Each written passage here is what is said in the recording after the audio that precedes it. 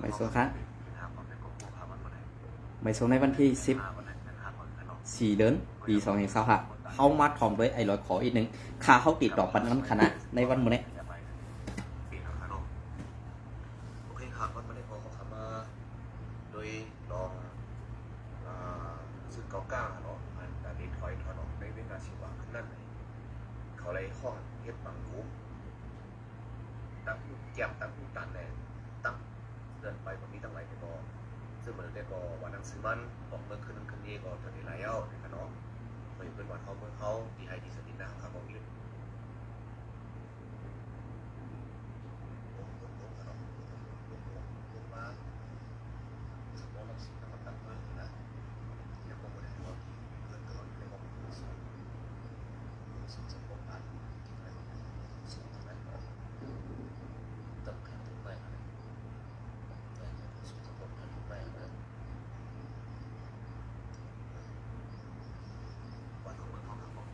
ค่ะเนาะ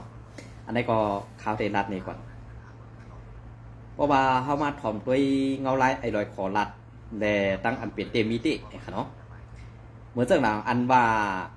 กวนเมืองเขาขาต่างเนื้อเลี้ยงเนื้อไล่ตีเมืองกึ่งนั่นป้อเลียนป้อไล่เซ็งอันวันนั้นค่ะนะอันนี้ก็ตีเป็นรองตั้งอันตีไอ้รอยขอว่าตาตีเหตุการณ์ซื่อสัตย์ตาตีวางแผนการซื่อสัตย์นั่นป้ออำเป้กินป้อมีพี่น้องคนเมืองแหละป้ออำดึกคนเมืองอันเป็นซื่อคือไตแจกนั่นปลายป้อในสึงเตอำเฮ็ดไรเนี่ยอันนี้ปองว่า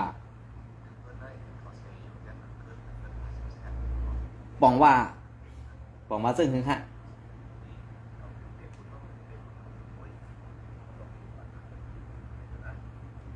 เดี๋ยววันตั้งสุดไหนก็เข้าแถวลงเตียงนึงมันมาเตียงนึงในปัจจุบันคนเมืองไทยเขา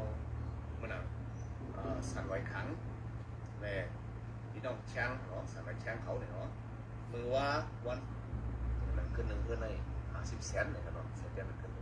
ในก็พี่น้องขังเขาตึกซิมในทางเวียงใหญ่เวียงหลวง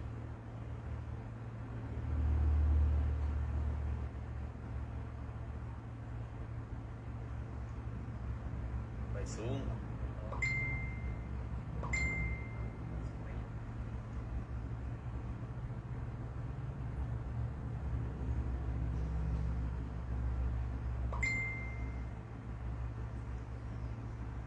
สูงผมเป็นคนบอกนั่นนะเมื่อก่อนเราไม่ได้มันหลีห้าเนี่ยพอมาในนั้นสึกใต้ขาบองแต่เขาขย่านะสามบอกมากขึ้นอะไรบอกมากขึ้นเวลาชิวเลย300,000ปีเลยหลายทีได้ตั้งแต่เราเหมือนน้ำปองเขาจะในถังสามบอกมากขึ้นอะไรบอกมากกันขึ้นขับพี่น้องคนไทยเขาเนาะผมบอกเห็นในออเดติกเนี่ยดีให้ดีส่วนดีหน้าผ่านในออเดติกเป็นของคนรุ่มๆกันค่ะนะก็ในกำพองก่อนกันต้องทำมาอยู่กับรองตีด้านซึ่งก่อนก้างแถวเวียงนาชิวในพอนอีพอนจ้ามันไซต์ไต้หวันหันเจิ้งหือเนี่ยนะลองตีก่อนก้างถอยออกขึ้นในเวียงนาชิวได้พอนอีพอนจ้ามันได้เขาหัดถึงว่าตั้งมดให้มันให้ดังเสียงกล่อมกวานเนาะตั้งมดให้มันหลีดังเสียงกล่อมใจค่ะนะเว้ยก็ว่าที่ฉันให้ดังเสียงจะได้เสียงคนมีปิ่งเนี่ยเขาขาใน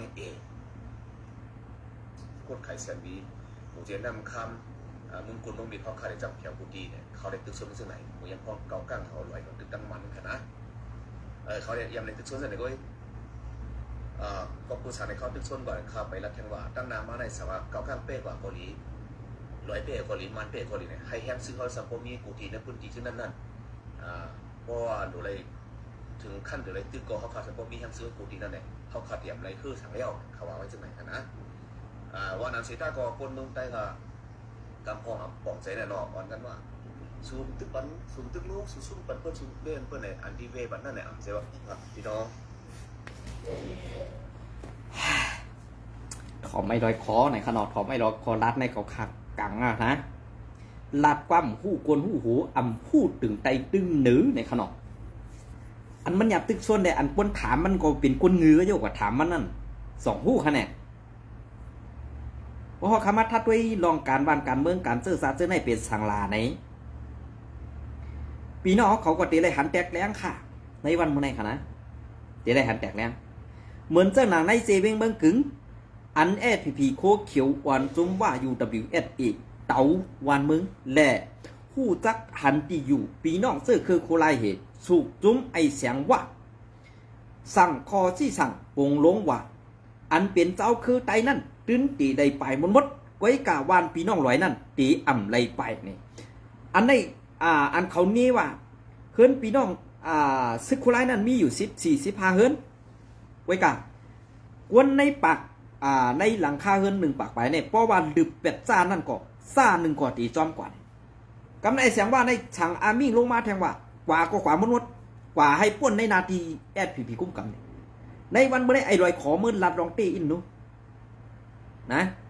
พี่น้องคนเมืองใต้เขาอย่าไปเยื่องไอ้ลอยขอค่ะอย่าไปเยื่องไอ้สองจัดไอ้ดิน2แยมในละลาค่ะนะด้วยค่ะ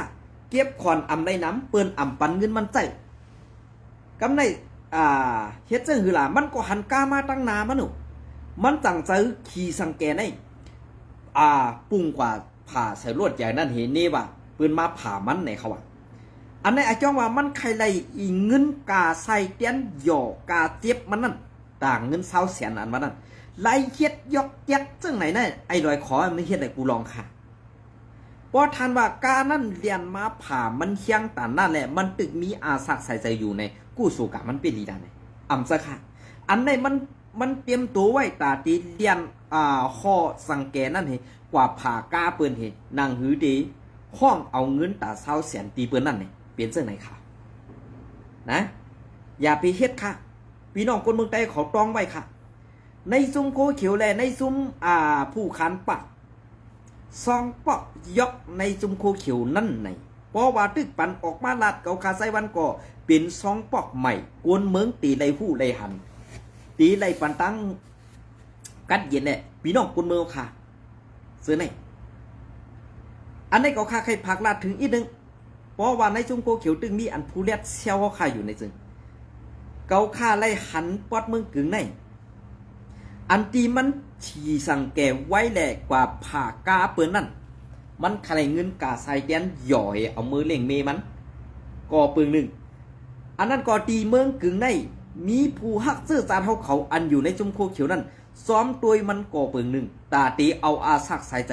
หลอดนั่นเนี่ยมันเนี่ยคัดเจอตาตีปอกมือขึ้นตังเกสีกำในผือถึงปัดตังเย้ากำในซ้ำหันกาลำหนึ่งขี่มาตั้งนามันเห็นแหละนางหือตีอ่ำถูกเปิ้นเจ็บแปดนั่นไหนเนียดเอาสั่งแก่นั่นผ่ากากูนเมืองเหี่ยวเกาะขึ้นกว่าย้อนเอาลองตั้งอันว่าเงินกาใส่เตียงตา20 แสนนั่นอันนี้เป็นไล่เฮ็ดผู้ขานปักในซุ้มโคเขียวขาวในวันเมื่อนี้เกาคาใจมันเป็นก้นเมืองนี่เกาคาตื้นเขาคางก้นเมืองอันตีเตหวัดแปดควายตีนมันตีเมืองกึ่งนั่นอ่ำเจอกวนเมืองค่ะเป็นกวนผู้ฮักซื่อสัตย์อยู่ไว้ในซุ้มโคเขียวSPPอันเลียดเซียวกวยกับคนเลียดเซียวอันอยู่ในซุ้มSPPในวันเมื่อนี้อ่ำรู้เลยออกรู้อ่ำรู้เลยเลียดเซียวค่ะเฮ็ดยังเฮาเฮ็ดยังเงือได้ดีเสกวนเงือเฮ็ดยังเลียดเขาอันนี้ก็คาราในซื้อๆกันนะเพราะสู่เจ้าใครพูดที่ปองมันเป็นเจ้าไหนค่ะเพราะว่าเฮาเฮ็ดกว่าจังนั้นเหมือนจังนั้นในชีวิตเมืองกึ่งเปิ้นว่าจังนั้นเปิ้นเฮ็ดจังได๋มันยอมรับรองเต้ขนาดนะอันนี้ก็มีพี่น้องเขาตั้งเจ้ากูอ่างต้อนั่นลาดมาว่ามือกลางไหนมือว่าในอันไอ้ลอยขอช่อเขากว่าตายนั่น2 ปลาเก็บผังมดคาเนในเขานะ2 ปลาเก็บผังมดคาเนในว่าอันนั้นเด็กเขาก่อมผู้ขนอกอันเก็บผังมดถึงเก็บผังมดอันนั้นก็ตีไว้ปันนางต้านกะลำเขากินอิดอ้อถือเด็กขาวก่อมผู้ขนอกอันนี้ก็เปิดสังแรในเขาตายย้อนครบไอ้ลอยคอเขาพี่น้องเขาจองปองเซอค่ะนะอันนี้ค่ะเพราะว่าเงาลายอันเป็นเต้มีเต้เป็นเสื้อหือมีเสื้อหือป้อไหนซึ้งในข้าวยำอันที่ข้าวออกมาลัดได้นี่อันเป็นไผ่โคเขียวนั่นว่ะปอเปิ้นให้สมาเปิ้นหมึกปอเปิ้นอ่ำเฮ็ดสมาเปิ้นยำหีอันว่านะอันมาตายอยู่ตั้งจอกกูอ่างตอตั้งลอกจอกจอกกูอ่างตอนั่นอ่ำสกุลขยโยนอเรียบตีเป็นสัตว์ค่ะไหน พอเป็นกวนในเปิ้นยื้อเข้าปังตึกนั่นตายในปังตึกนั่นไล่ว่าเป็นก้อไส้จัดจักนะไล่ว่าเป็นก้อไส้จัดจักอันตีเฮ็ดซึกมีกองเสียเย้ากะหาอาธรรมะเต็กติงปอเมพี่น้องคนเมืองอันมีตั้งตาเตต่อสู้นั่นเปิ้นซ้ำห้องซัดอีหังล่ะขึ้นตอบปันอีกนึงแหละไผโคเขียวเขาป้อไหลถ่อมได้ยินข่าวใส่วันเอาบ่ได้ซึอย่าไปกูห้างนะป้อหลาข้าวในคอมเมนต์ข้าวตักว่าตั้งส่วนตัวให้ย้อนหับปันสายข้าวใส่วันอีกนึงป้อข้าวโทกะกำนึงอ่ำหับ2กำอ่ำหับ3กำอย่าไปเปลี่ยนการลอกเป็ดข้าวอันในก้อยกาวป้อใส่เอาค่ะ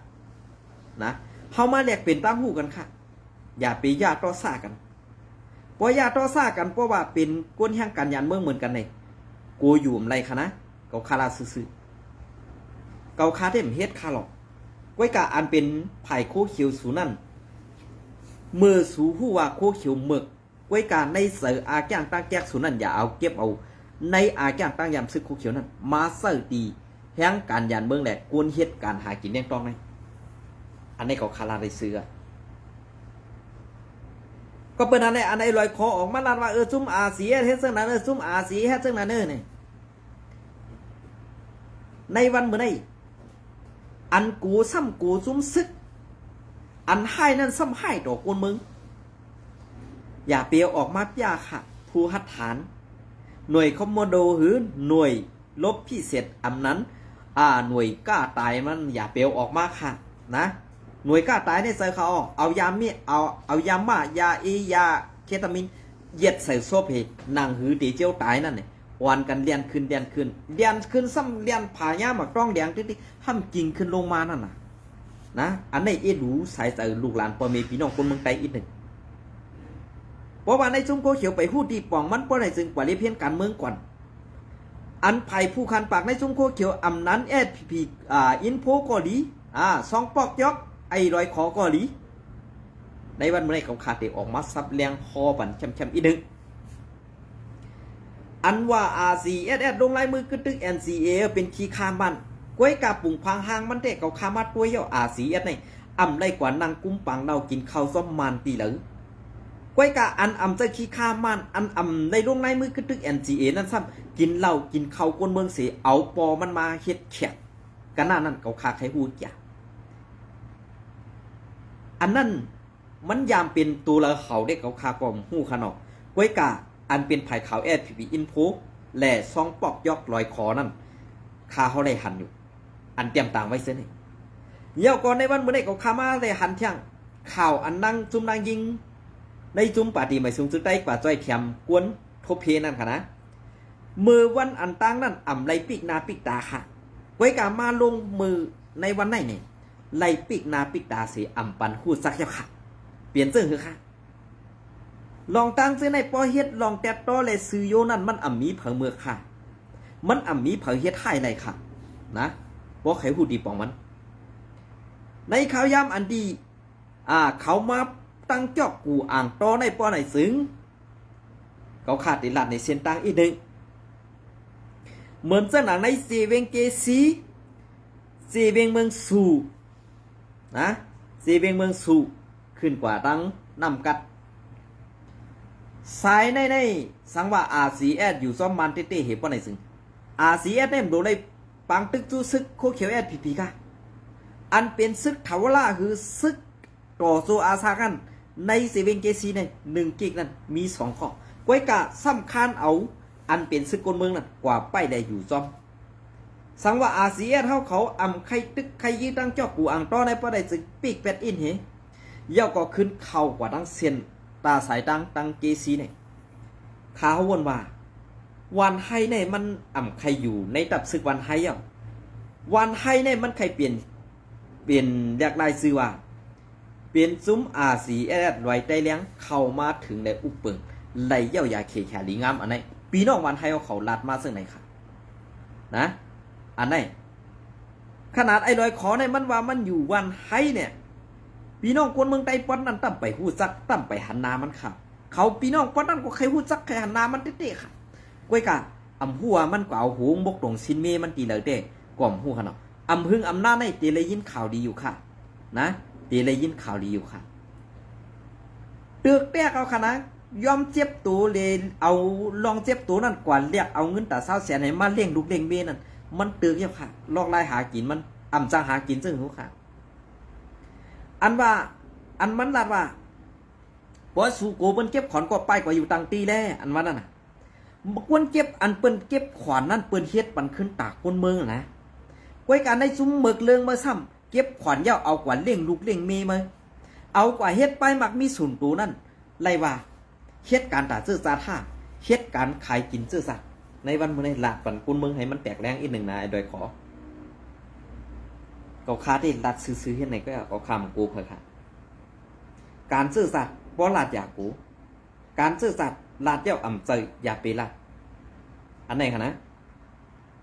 ด้วยขละวนเฮาได้เพราะว่าเฮ็ดลองถูกแม่นเฮ็ดลองซื่อเซอร์นี่เขาค้าไปหันเพิ่นก็เลยอันมาเช่นนี้หรือเสียไผ่ไอ้ยังม้วนเขียวตอมขี้หู้จักตีเตี่ยมตีสูงกันนะวนเฮาคันให้เฮ็ดการสังกอเฮาหลู่ไรซื้อโยต่อหน้าการเฮาอันนั้นลาดความอันใดก็เฮาหลู่ไรเฮ็ดจอมหนังอันเปิงเปลี่ยนเตมีเตนั่นเว้ยกำในเฮาจำจ้อยแถมเปิ้นจังนั้นอันเปิ้นจ้อยแถมมาตีเฮาให้เฮาขึ้นจ้อยแถมกว่าตีเปิ้นน่ะ2มันใจของเฮาค่ะอำเจ้ากำในอันเปิ้นจ้อยแถมมาตีเฮาเปิ้นเอาเฮาเป็นตั้งผ่านแน่เปิ้นฮู้ว่าเฮาขาในฮู้จักกวนตั้งนำแด่เฮาขาในฮู้จักกะตีกับ10จ้อยแถมกันตีนั้นตีไหนแหละเปิ้นถามเฮามาคามากไว้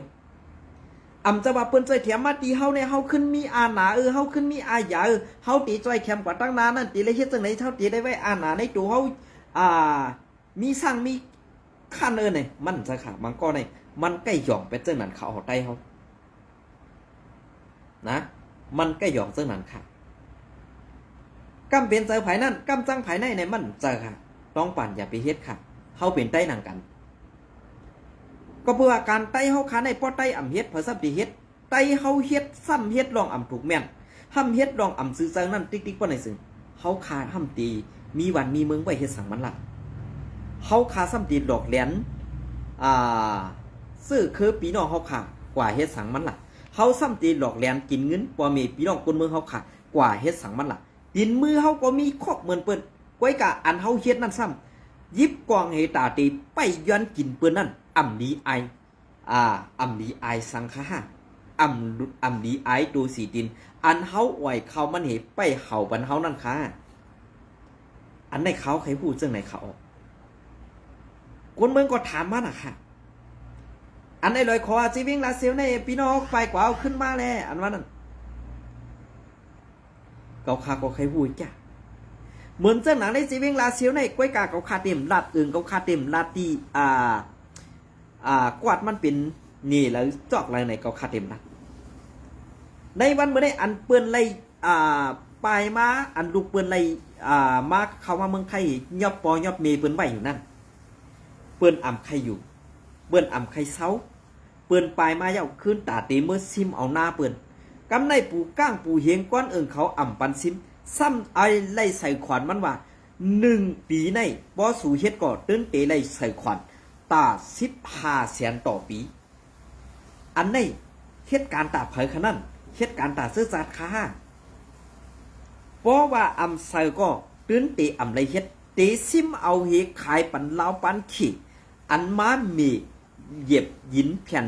ผ่นดินมีเมืองใต้เขาขายอยู่นั่นเขาตึงลาดเตรียมปึ้งขาเพราะเขาคาลาดในจ่องมันเต็ดตอดีค่ะเนี่ยพี่น้องเขามังกำพี่น้องเขาก็ตีเหล็กกลางอิดเขาขนอกเขาคาลาดกว่าดังนั้นทำเตี๋ยวในมาใส่8 อิดนึงจังไหนในจีเวงน้ำลันก็ตึกเตซิมเอาตีหน้าปอเมพี่น้องคนเมืองเขาขัดแทงในเจเวงเกซีก็ซิมเอาตึกไข่ดอกนะปอเมพี่น้องคนเมืองเขาค่ะมีแทง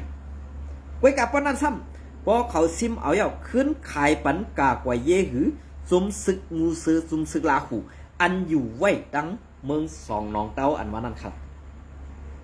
อันในพวกเขาลัดจีเพียรในก็ย้อนน้อมขนาดก็เปว่าปอดอ่อนตอนไหนเนี่ยเขาสัมปอตองสื่อมันดีลิอันไหนคะนะซ้ำเอาขายบรรจุซึกลาหูกำในพวกขายบรรจุซึกลาหูกำในเลือปีน้องคนเมืองใต้เขาค่ะอันเดกว่าเฮ็ดจ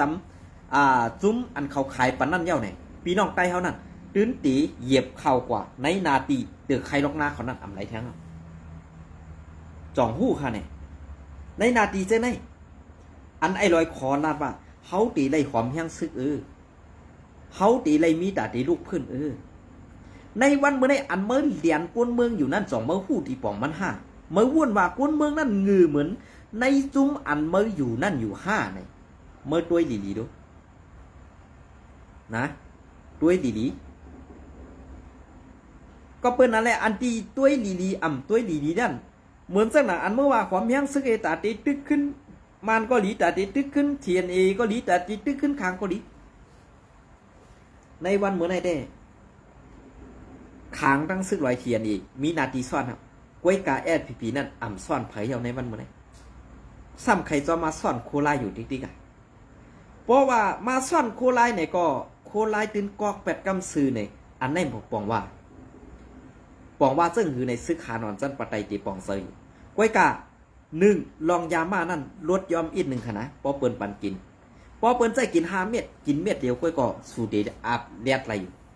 พอเปิ้นใจกินเม็ด1สูซ้ำไข่5เม็ดเด้กลายเป็นกุนงือกำซื้อค่ะเพราะใครพูดตีปองมันขึ้นปางตึกในตาตีตายลูกเดียวแว่ตั้มไปเปิ้นตั้มไปลันกองยื้อเมื่อพวกไก่หลวดโรคหน้าผาตายกล้วยเมื่อวะนะตีลาดนี่พอลาดมาซึ่งในซ้ำติพิษเสนออย่าไปพิษซะค่ะเปลี่ยนไปแลกลายตั้งหู้กันตั้งหู้ผู้คานปากสูแลตั้งหู้ผู้คานปากต่างตูก้นเมืองเนี่ยเผยเดี๋ยวหู้สิเผยลองการมันกันเมืองการซึกนะก็เปิดซึ่งนั้นแหละอันที่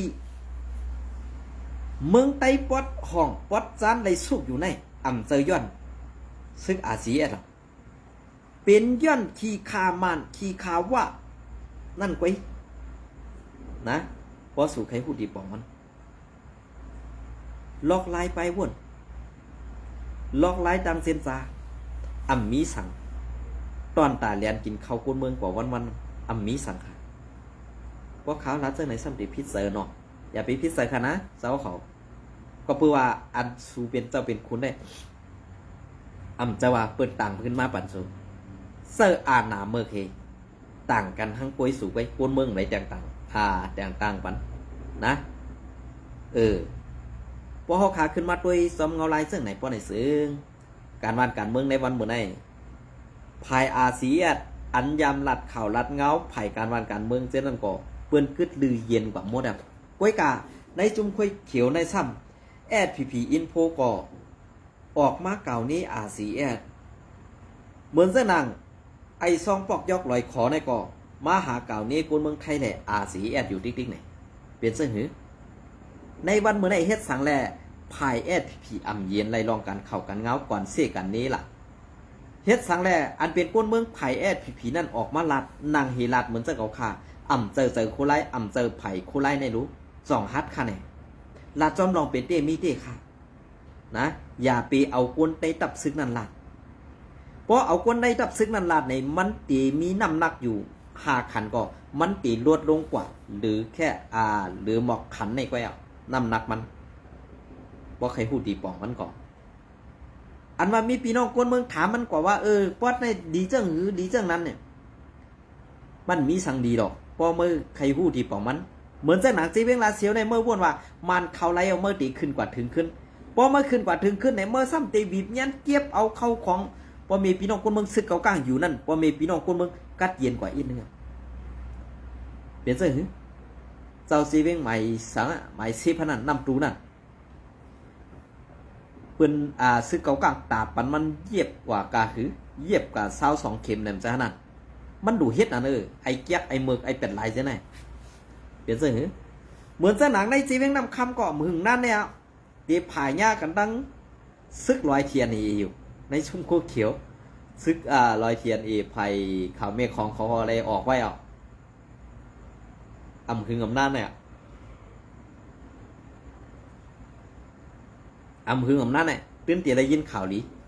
ซุ่มกาปอแตดเขาเตียอะไรขึ้นกว่าลงรูผู้เหล่าแทงกันเลยนะอันนี้ก็ผากไว้ปัน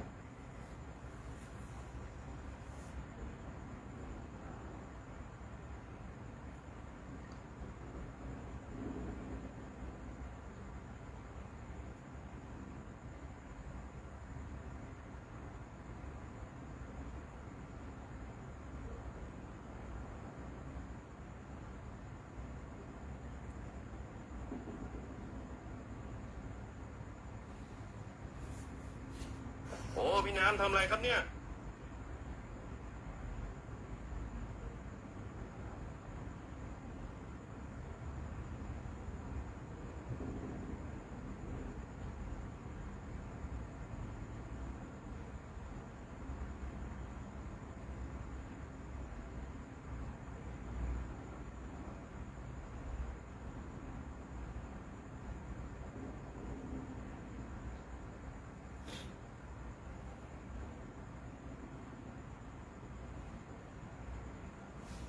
อันนี้ได้นาตีอัมซ่อนแล้วค่ะเนาะอันนี้ก็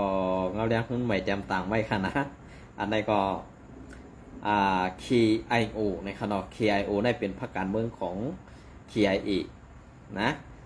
KIO ได้เป็นพรรคการเมืองเป็นจุ่มการเมืองแล้วก็ KIA ได้เป็นจุ่มศึกค่ะนะในตับศึกขังKIO และ PSLF TNA เตอุโปลองปัญหานาลินกันในซึ่งใดปอดห้องวันที่4 เดือนปี2025หมอกแก่เทินนะครับเนาะหมอกแก่เทินแก้มโฮเป่า KIO ซ้อมซึกก่อมหมอกแต้มต่างปืนเผาหรือสื่อตรงวงกวนว่าเกี่ยวกับลองนาลินซึก KIO และ PSLF TNLA อันไรเป็นปัญหากันอยู่ดีในซึ่งใดปอดของนั่นเตไลมีลองอุบโอกันกว่าเย้าว่าไหนเมื่อในวันที่9 เดือนธันวาคมปี2025นั่นมันเศร้าไล่ปืนเผารวยนาเด็กเหนือสื่อตรงวงกวนอันมีหูคอชื่อว่าเมตาแยดคันชิ้นในขนมตุกย้อนถึงในเสตุกย้อนถึงไว้กวนเมืองในพื้นที่และซุ้มสื่อเขาเขียนต่อกำแถมเฮ็ดสร้างปันจอมนั่งกลางเสือสีกำในอยู่ปังอุบกุมกันในเกกังซึกขัง KIO และซึกปลอง TNLA เขาไล่เตอุบโอกันไว้ลงนาเย้าเขียนต่อใส่ให้ปีน้องในพื้นที่และผู้อันเซอร์ตื้อมีดียาออนไลน์เขาปองเซอร์เสซอยเทียมเสกำขาเขาก็มุงมองลองกำเทียมตีผู้ซื้อเข้าปันตั้งหันถึงและใครเปิ้งหนีตั้งนั่นอยู่ไหนจอมซึกก่อมหมอลาดหนังไหน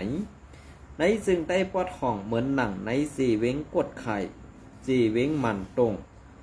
สีเว้งน้ำคำสีเว้งเมืองมิดจ้ากว่าเซอในย้อนนาตีซ่อนกันเส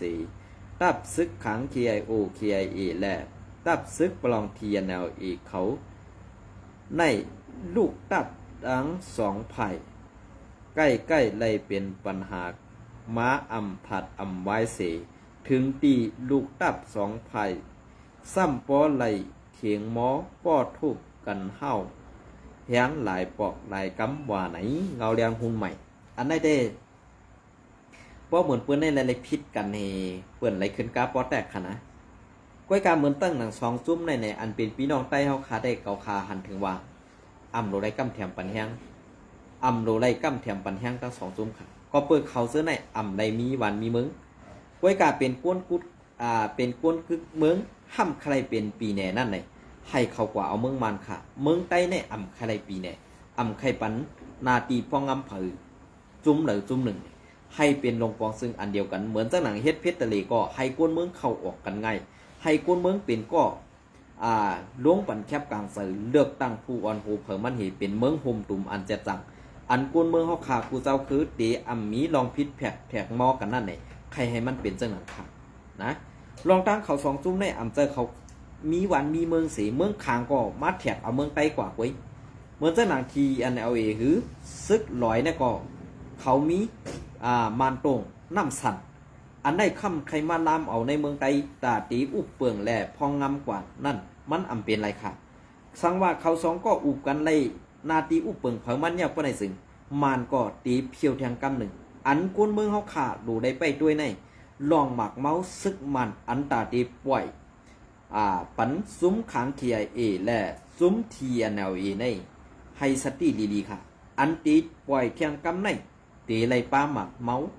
หมักลืมหูลืมตาหมักแสบสังวาเตอร์ผิวหนังกว่าป้อนไหนจึงเตไลหลอกลานกว่าซื้อในก็มีอันไหนผักถึงบ่มีพี่น้องคนเมืองแต้วขาปอดของอันอ่ำไล่ไปไล่กว่าตั้งไหลนั่นไหนให้อวนกันขุดลูกแป๊บแลเอาสังว่าหมากนั่นมันแสบมันแสบหูแสบตาฮื้ออำนั้นกวนเข้าตาในเอาพานั่นค่ะจุบน้ำเหี่ยวก็เอาพานั้นมาปิกไว้ตีกุ้งขลังเขาค่ะอันไหนค่ะนะอันไหนตีจอยไรเค้กลองหมากเมาส์หมากเมนอันตีซึ่งมันตีเอาเสือฮื้อบีนี่มาปล่อยเสือในซุ้มซึกสองซุ้มในเนี่ยตื้นตีอำห้างค่ะอำคึงสังในตีญาเต้ๆค่ะนะเมืองไต้ปอดของเขาค่ะอันในก่อนหนองต้าไม่ใส่เต้ๆเขา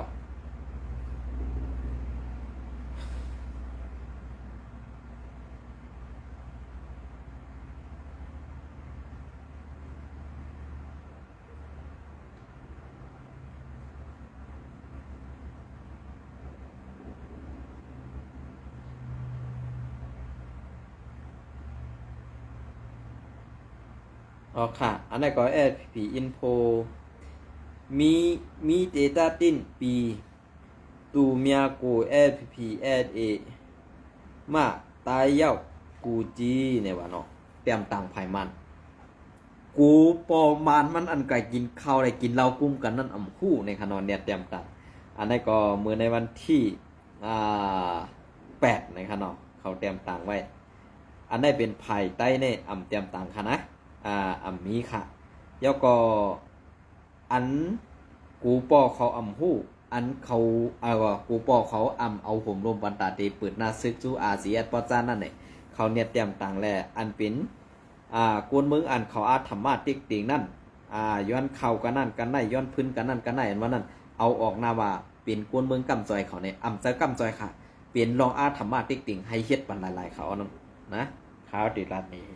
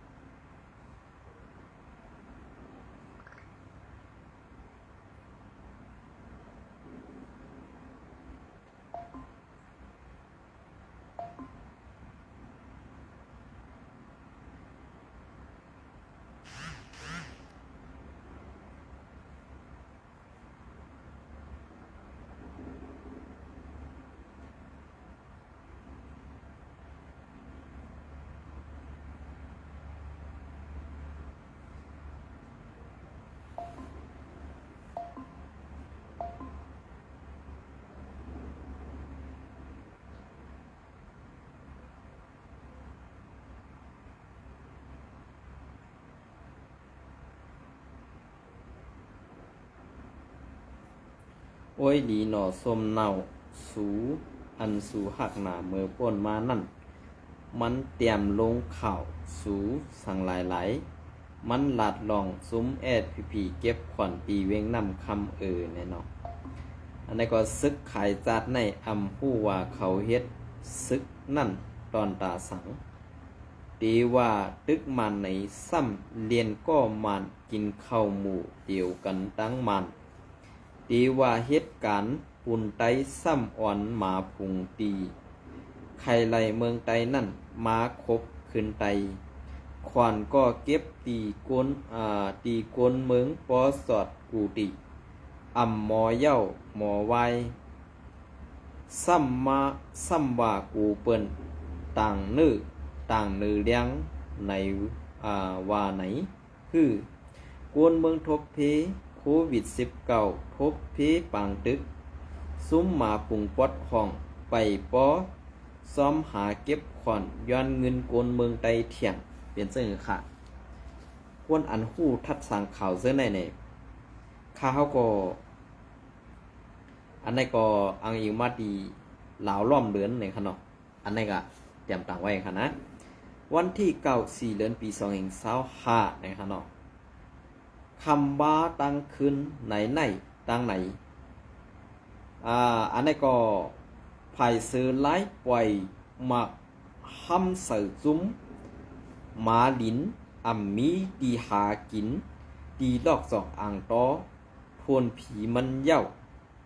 ทวนผีมันเป็นเผออ่ำผู้ว่าไหนฮ่าฮ่าฮ่าไหวขี่มันตายหมดตายเสียงเปลี่ยนเสื้อหือจานเงือนั่นก็ให้ตายหมดค่ะนะให้ไว้เล็ดๆกันละ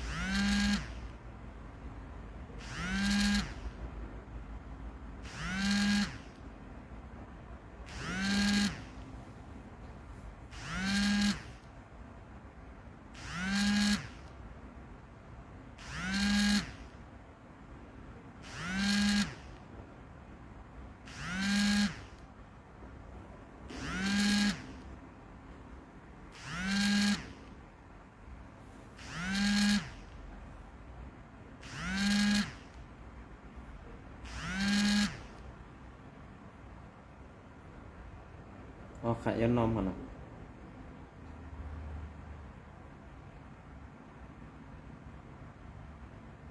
อันเกาคาหันเต้ในขนมอันเกาคาหันเต้ปอซุมแอดพีโคเขียวเนอาซีแอดเอตับซึกจึงไตเป้กินกวนเมืองไหนเปลี่ยนจุมแอดพีเขากวยเป้กินกวนเมืองเขาเนว่าอาซีแอดเอตับซึกจึงไตโฮมมันก็เป็นจุมแอดผีเขากวยโฮมมัน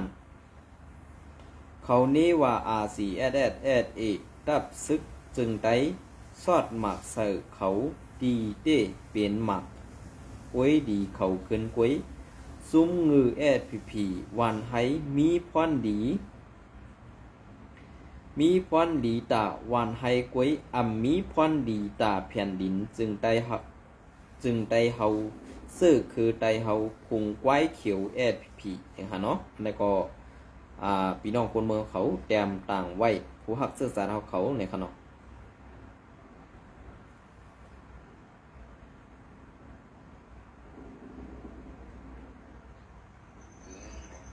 มันเต็มมันจอกเต็มแล้วกาสูงมันเป็นมาส่งที่บ้านมงมาโงที่บ้าน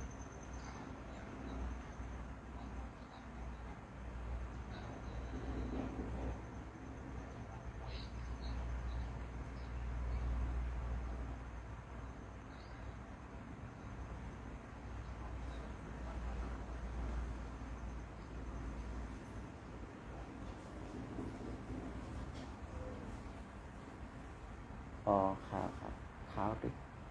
ขาวตึกออกขาวอีกนะกำขาวตึกติดต่อที่ยังเป็นแบบเป็นเส้นหือในขนมอันนี้ก็อันเขาเลยหลัดกว่าเส้นในเป็นเส้นหือค่ะพอมาตัวเองเอาลายอันเป็นเต้มีเต้อันใดผู้ใดหันอยู่ในวันเมื่อไหร่เนี่ยเป็นสังลาเนี่ยก้อยกะว่าอันที่เขาว่าเป็นสังแลอ่ำผู้จอมกันลองตั้งซื้อในป้อในสื่อพีโคเขียวผู้ดีป่องมันอันว่านั่นข้าววนว่ามันเตรียมใส่ขนมอันนี้ก็อ้างอิงมาดีศูนย์ข่าวภาษาสัมพันธ์กองพลในขนมอันนี้ก็ดีผาเมืองดีกิกลานตรวจแกงปันตาตำบลแม่น่ะที่อำเภอเกียงลาวในขนมจังหวัดเชียงใหม่ตรวจ พบอ่ารถยนต์เป้าหมายรถยนต์อันที่ถูกทางเทิมนั่นขนาดเนาะถูกทางเทิมที่คาดที่ว่ามีการเอายามะเข้ามาตั้งพื้นที่ลานตรวจเจ้าหน้าที่ถึงห้องเย่าก็ตรวจค้น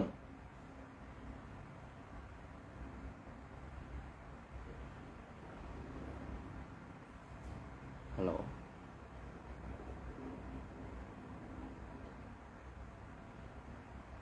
อะไรอะค่ะ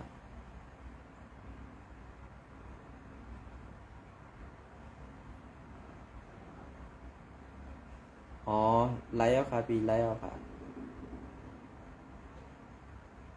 ค่ะยินจมค่ะที่โทรมากันไหม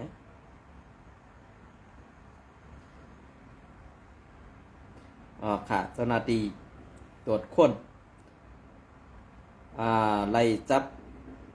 ไล่ตียับกุ้มผลได้1กอกพร้อมยามะให้โทษประเภทหนึ่งในขณะยามะตา60กระสอบ เอ้ยเปิดปินเบ็ดหมกเข้าสู่แถวน่ะโคเขียวส่องยิน อันในข้าวเตรียมอ่านออกเป็นไผ่ไทยค่ะเนาะอันในข้าวเตรียมอ่านออกเป็นไผ่ไทยค่ะก็เปลยสางในข้าว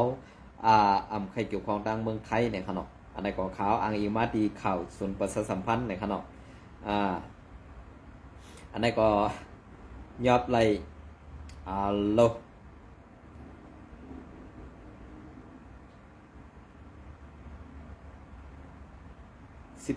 ล้านนะป60กระสอบเนี่ยว่า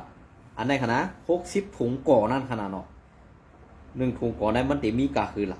ในวันเมื่อได้ก็ไล่ผู้ว่าเขาเอาใส่มาในผักกาดลุงในเขาว่าในผักกาดลุงตีกวนเอาตีกวนเฮ็ดพิษนั่น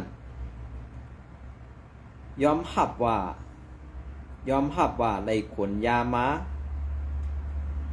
ตีอำเภอไปตีหมู่บ้านเมอ้อในเนี่ยครับเนาะตำบลเมนะอำเภอเจียงดาวเนี่ยครับเนาะอำเภอเจียงดาวจังหวัดเชียงใหม่เมืองเชียงใหม่นะคะดีกว่าส่งตีตลาดไทยดีกว่าส่งตีตลาดไทยตำบลคลองหลวง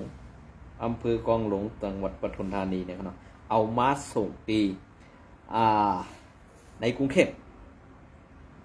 อันนี้สังว่าปีลีในก็ย้อนน้อมขนอกก็เปื่อไม่เป็นดิกไทยในข้าวซ้ำตีดัดไผ่ใต้ให้มันกว่าออกเป็นเสียงดิกไทยให้ออกก็เป็นเสียงใต้หมดในก็ซ้ำหยาบอีกหนึ่งในค่ะเนาะอันนี้ก็สังว่าก็คาราดเป็นเสียงไทยหลายๆในก็ซ้ำติดถ่อมไงอันก็คาราดเสียงใต้ในค่ะเนาะย้อนน้อมก็เปื่ออะไรข้าวเป็นใต้ในอันเปรปันในก็เพราะว่ามันหลุดได้ใส่ข้าวย้ำอีกหนึ่งเนี่ยค่ะเนาะอันนี้ก็ต้องหาหน่วยได้นำตู่ผู้ต้องหาพร้อมของกลางส่งส่งปสส่วนหน้าเพื่อดำเนินคดีตามกฎหมายในขนมเป็นสื่อค่ะหมอเขาSPPปีนแทงยาว ยินจมไผ่เจ้าหน้าที่ไทยเขาเต้ๆในขนม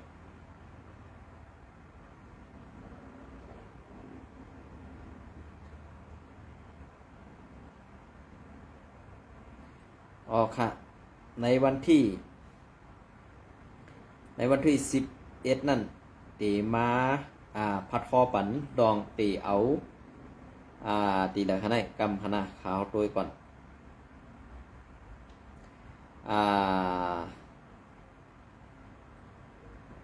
ลองตั้งเขาคุดฐานหินนั่นขนาดพังน้ำปังลงมาถึงเมืองจังถึงไฮป่านั่นคอมมานีเขอันมาวันห้ำ ไปจิกปันเลยค่ะเนาะอันไหนตีออกปันในวันที่11ค่ะนะอันไหนก็เปลี่ยนรองตั้งเสื้อหือไหนพี่น้องเขาไปมัดถ่อมยินอีกหนึ่งค่ะเนาะ